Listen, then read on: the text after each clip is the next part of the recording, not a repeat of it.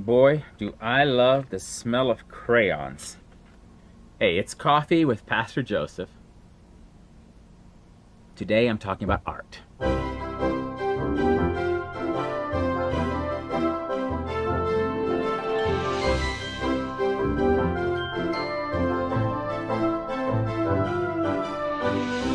I have Storyville coffee in my mug. I've got some crayons here. And in my past, crayons have been a huge part of a positive reinforcement of who I am.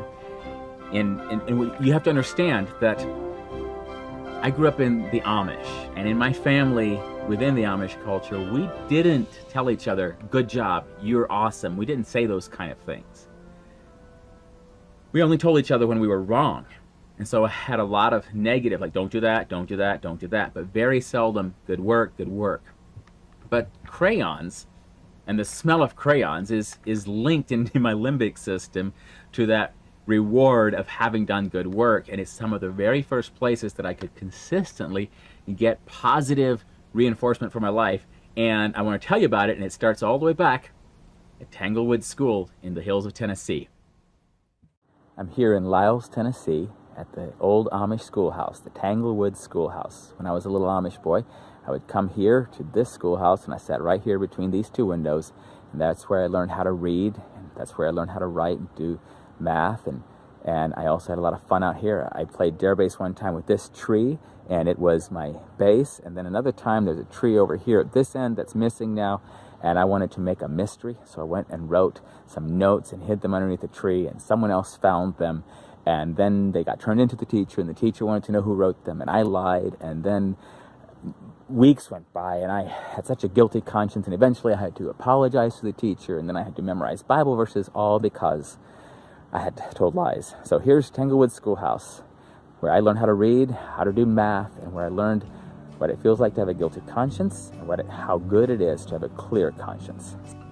So that's the building where it all happened. So the first grade, this was put up around the outside edge of the wall. All of us had one of these Tanglewood School nameplate, and this was common in Amish schools. You'd have a nameplate of some kind. Okay, this was a book that I did in first grade, and I wanted to show you because here you see some of my artwork here, not artwork, coloring. I was using crayons. If you look at this one, especially, you see this bear, this deer. It's not done great.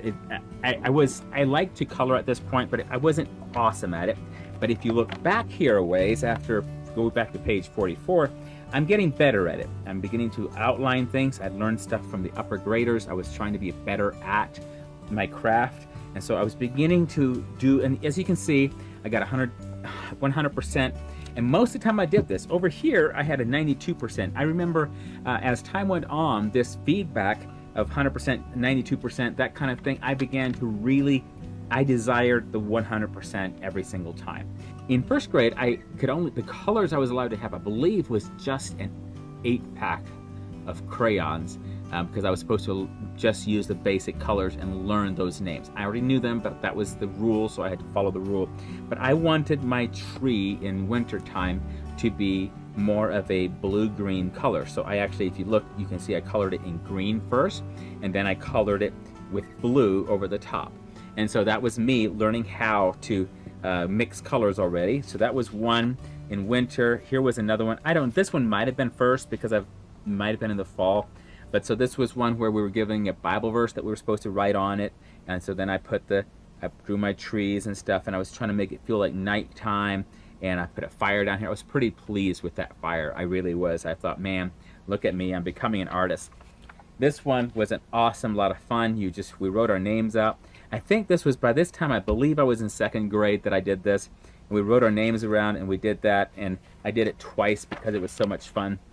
So that was a lot of fun. I can't tell you how much putting these colors on here in different ways, that was just so pleasing to me. So I believe this was first grade. In third grade, I was doing art class. I believe I did this one, that first art class. Well, second art class comes along, and by now I was 9 years old. If you see down, see here, down here in the corner, I was age 9 and grade 3.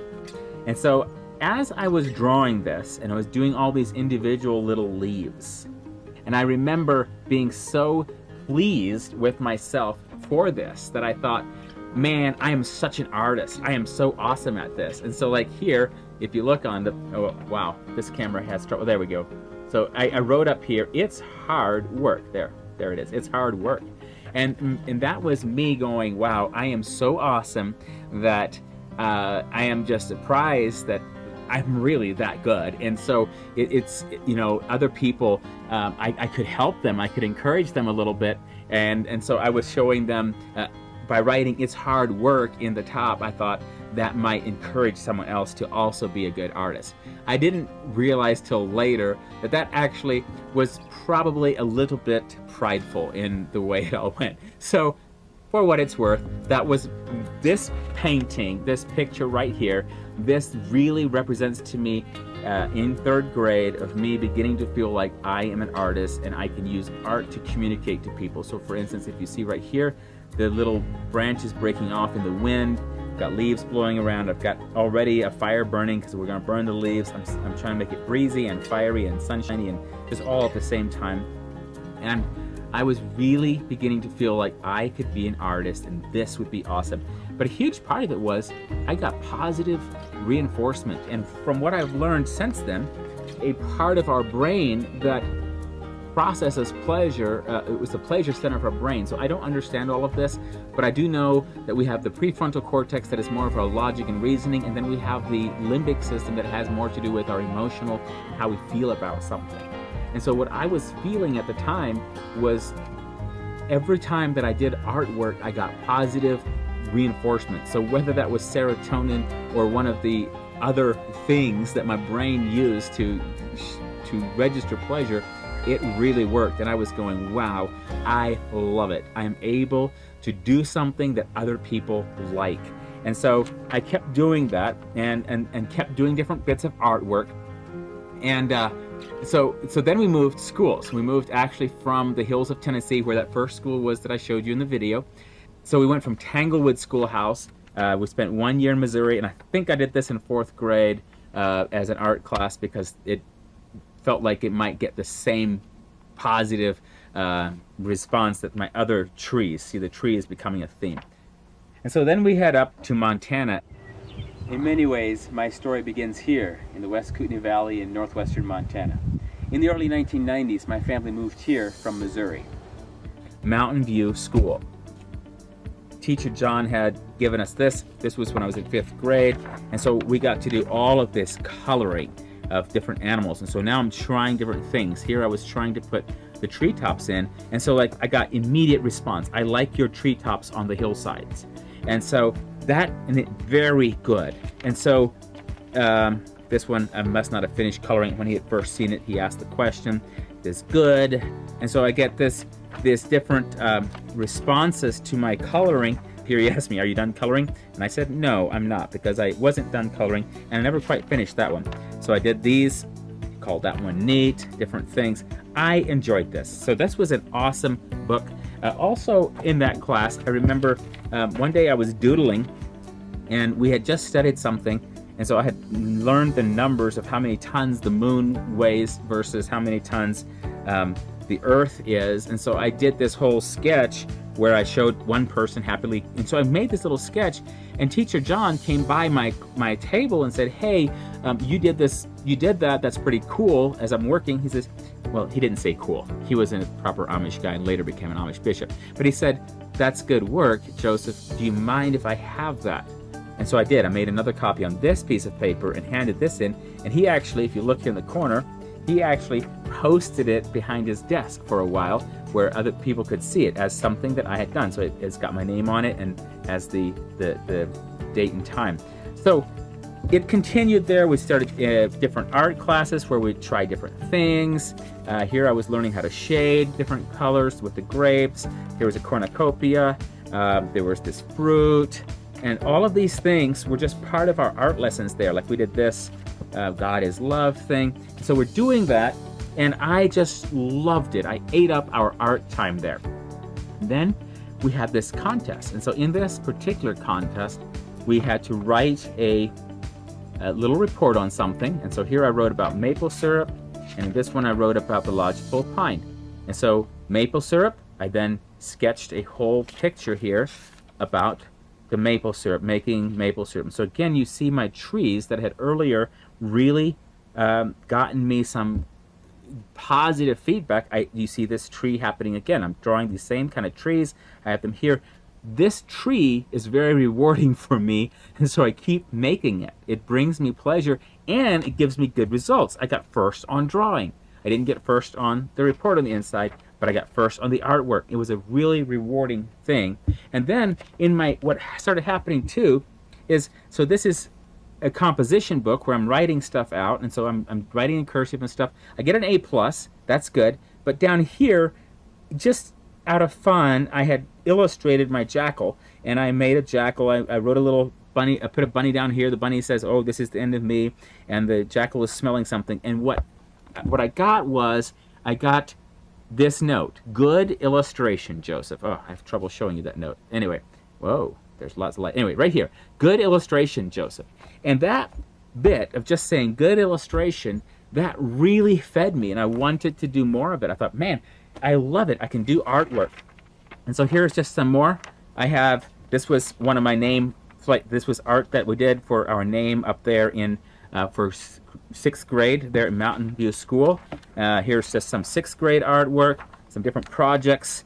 I remember doing this. This was a lot of fun, mixing my colors together, making a color wheel. And so these are all pieces of art that we did. And then after I left school there, I actually went and took some art lessons. Oh, okay, so here, this was an art teacher. So you see some of my different artwork here, but this was an art teacher that I went to her house. She showed us how to paint this.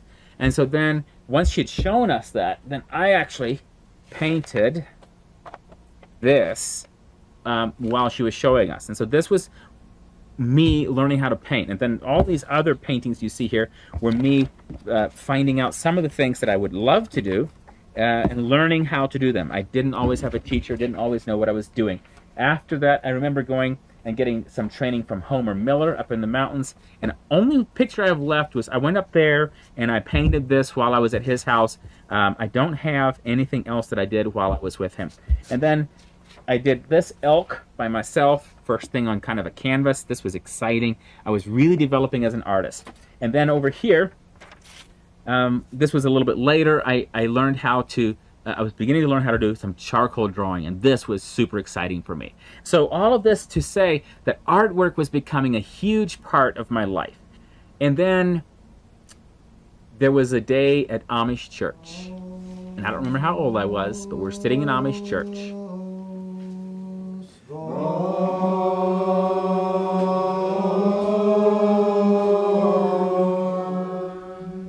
So in the Amish church service, after the preaching, there would be this time where someone would share, the older men would share a little bit on what had been preached.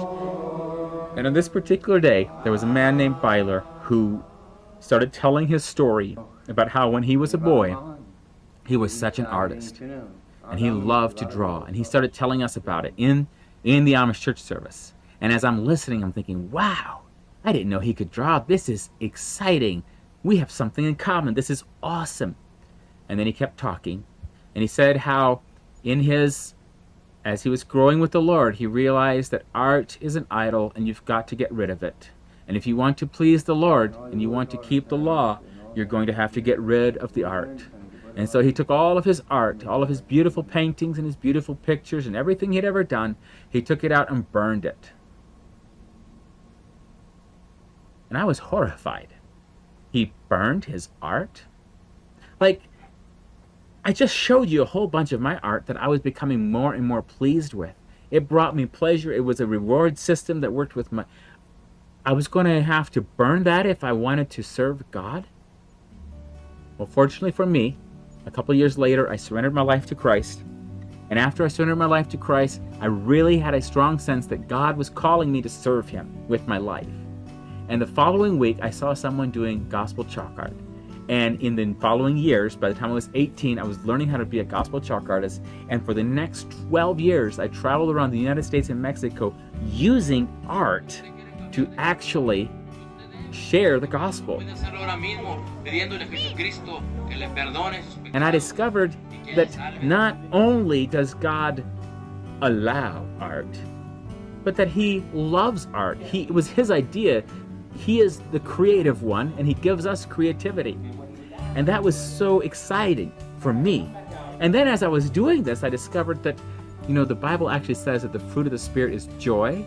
And I remembered that day when I was sitting in the Amish church service listening to this man, he had zero joy.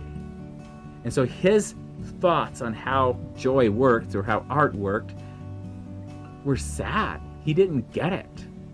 And I was so pleased that I didn't have to throw away my art, but rather I could do chalk art with it. And check this out. And as if that was not enough, Christ Himself came and redeemed death, so that death was no longer the horrible end of everything, but became the doorway through which we could return to the Father. And we begin to see the full picture, a picture where Christ can redeem anything that's broken, where we can walk with God the Father here on earth by the power of the Holy Spirit. For being here is more than we can fathom. That He has done all of this because He loves us, and that He is going to allow us to be with Him. And so as we look toward that, as you and I stand here, and as we're looking that day, to us, what is it? It's a restoring of the garden.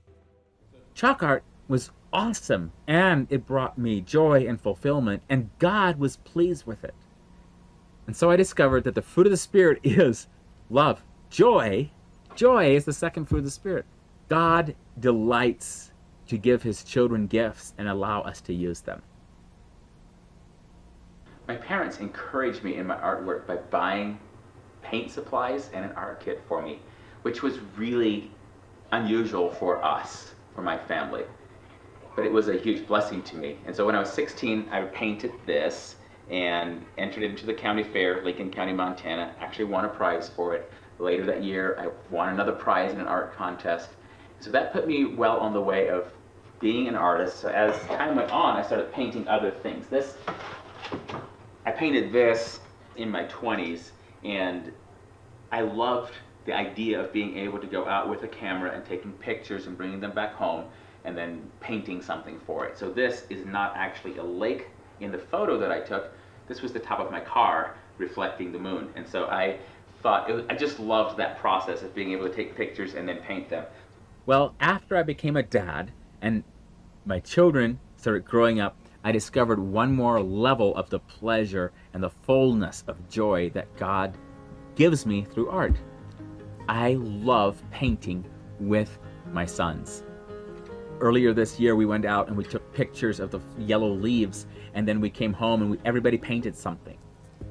One year at Christmas, we all painted poinsettias. We do different things, but we all get to paint it together. This is a photo I had taken over in France, and so when we came home, I was painting this, and my boys all got inspired and wanted to paint something like this too. I'm having an awesome evening. I'm painting a picture. Over here is Hudson. He's painting a picture. And we have live music from the most beautiful woman in the world. And here's William. He is painting something over on the table. So we have 3 artists. And then in decorating our house, we decided to paint different picture sets so we could change them with the season. So this poinsettia we did for Christmas stuff, and everybody painted a poinsettia. Here. We did the Christmas painting where I did poinsettia. And this is my poinsettia one that goes into the poinsettia set. And for springtime, we did lilacs. Here's my lilac series painting. This is a hummingbird, and my mom loves hummingbirds, so that's why we did it. This one is my lilac one. That one, though, is my favorite. The one in the aspen set. We did some aspen trees. That's what we have up right now. I saw the sun shining through some aspen trees, and I asked my mom, can I take a picture of that so I can paint it at the house? I took a picture on a walk with an aspen leaf, and then I painted them, and I really like the granite that I got onto it. This is my aspen tree. Is that one your favorite painting? Yeah. When I was 6, my grandma did an art class and I painted Van Gogh's sunflowers. This is the first painting that I made that we hung up on the wall. And I made it when I was 6 and my brother Eric made one when I was 3. I really like painting, and you can see I've been working on one ever since. And then the first picture I really like is this guy. And then the next one I really like is this one. And I also like sunsets, and you can see I'm still working on one. And this is what I got for Christmas, a paint kit. So I get my own paint kit over on my school desk. So it's nice to have my own paint kit that I could get out and get paint in with. This is not just joy. This is not just God's approval of something, but this is God really using something. Here is art becoming a bond in my family, between me and my sons. Here is art bringing joy and pleasure, fullness of joy. I don't know if you've ever had something that you thought was a gift that God had given you, and then you thought you'd have to give it away because it was somehow not pleasing to God. And then God gives it back and says, actually, I give you joy. This is my gift to you. That's what art is to me. It was a gift. And I'm so grateful for this gift. So with that thought of that it is a gift, it is a blessing from God, it is such a joy to be able to do art with my family. My favorite part, though, about doing the paintings is because we do them in a family, and sometimes it's hard to think of something, so other people also think of something that is creative, and it helps you get more creative paintings. My family loves art. In fact, I have this picture from my great-grandmother. She painted quite a few pictures, and I love it that I have this one of her. What I really like about painting, it's like you see something, you take a picture of it, and then you go and hang it, and then it feels like you see something, and it's almost always there because it's always hanging up on the wall. And then what's fun about the painting, it's that I have my own paint kit. I love painting. I'm so glad that Joseph does art, and we can do it together as a family. God gives good gifts to his children. And God gives us the opportunity to use the gifts that he's given us for his glory and for his honor. If God has given us a gift, we don't have to put it away. We just need to bring it to him and say, Lord, what do you want me to do with this gift? He has a way that it can bring glory to him while bringing pleasure and joy to us, and it allows us to work alongside him. We all fall short of the glory of God. We all need Jesus. So sometimes I allow the story of art in my life to encourage me with the other callings and giftings God has. What else is God asking me to do? Can I bring that to him in the same way that chalk art became just a continual reminder that God designed me a specific way and he wanted me to be an artist. So I'm grateful that today I still get to be an artist. I'm grateful that I get to serve the Lord, and I'm grateful that God doesn't take away gifts when he calls us to himself. No, actually, he gives us gifts necessary for what he's calling us to do. He has called us, and he's given us something to do that is our part. And if we can understand what our part is, it can make the world of difference. But it's really, really necessary that whatever the calling is, whatever the ideas that we have, that we are allowing the Master to do it his way. That we're not telling him, dictating to him how we think we ought to serve him, but that we're allowing him to flow through us. That's my coffee story for today, just talking about art and how God has used art in my life. And hopefully, as you're listening and watching, you're thinking about the gifts that God has given you and the beauty of that gift. Let's submit it to the Lord and allow him to make all things beautiful.